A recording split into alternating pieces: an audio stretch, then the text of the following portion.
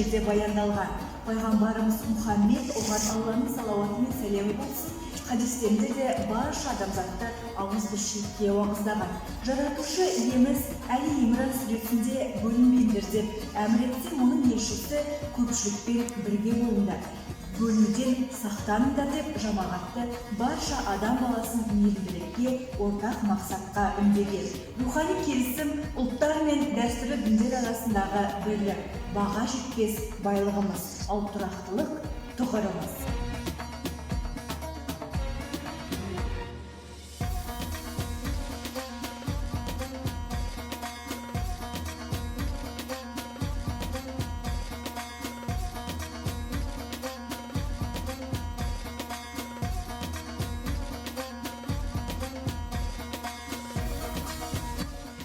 Құрметті оқырмандар, рухани келісім татулықтың іргетасы атты рухани келісім күніне арналған сұхбатымызды Саран қаласының басы имамы Сариков Мұхаммедқали қажы Сапарғалиұлынан алайық деп шештік. Сәлеметсіз аға. Сізге бірінші сұрағым. Рухани байлық игілік көзі деп жатамыз. Соған сіздің көзқарасыңыз қандай? Өз ойыңызды айта кетсеңіз. Бірінші адам ең басты керегі адамға рухани байлық. Яғни рухани байлық деген нәрсе ол адам жүрегімен мына дүниені мойындап, жақсы мен жаманды ажырата білу.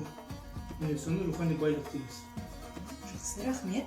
Сыртқы жағдайлар адамның рухани өміріне әсер етеді ме? Міндетті түрде әсер етеді. Сондықтан да біз мұсылманда әр нәрсеге сабырлықпен қарау.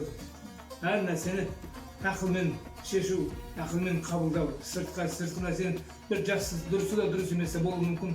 Бірақ адам баршасын бір сатымен қабылдау керек. Келесі сұрақ. Қазіргі заманда бұрынғыға қарағанда руханияты жоғары адамдар саны артты деп ойлайсыз ба? Әлбетте. Әсіресе жастар арасында жақсы қазір. Рухани жаңғыру дейміз, мысалы, қазір біздің қандай өткен, Құдай қаласа, Абай атамызға келесі жұмада біздің мешітіміз сайыс болып, қара сөзбенен. Бұл да рухани жаңғыру болып қарасаң. Көрдің бе? Сондықтан да қуанатын жағдай, мына жастардың көзқарасы рухани біздің немізге өте дұрыс, өте жақсы деп санаймын. Сіздің ойыңызша бүгінде Қазақстан халқына ұлттық және рухани келісім неге және не үшін қажет? Ең басты бұл елдің, мемлекеттің тыныштығы үшін, мемлекеттің келешегі баянды болу үшін, неге әр ұлт, әр мысалы дәстүрлі діни жолындағы адамдар келісімде болып керек. Ол мұсылман ба, ол христиан ба, ол мысалы қазақ па, орыс па, татар ма, барлығы да келісім болса, онда келешегіміз баянды болмақ. Ақырғы сұрағымыз, ұлттық бірліктің негізі неде деп ойлайсыз? Ұлттық бірліктің негізі. Ол негізі қарым-қатынаста ғой. Қарым-қатынас болса, дұрыс қарым-қатынас болса, онда біздің келешегіміз баянды болады. Онда ұлттардың арасының ынтымағы өте мықты болады. Яғни, Дөңгелек үстел мысалы ұйымдастыру, кездесулер, танысу, оның дәстүрімен, оның тілімен, оның дінімен біз қарым-қатынасы дұрыс болса, онда міндетті көзқарасымыз дұрыс болады бір-бірімізге. Жақсы, рахмет. Мұхаммедқали Сапарғалиұлы, біздің оқырмандарымызға өзіңіздің тілегіңізді айтсаңыз, батаңызды жолдасаңыз. Енді айтарым, ең бастысы бізге не керек не? Ең бастысы бізге білім керек. Білімді адам әрқашанда ол ақылды болады.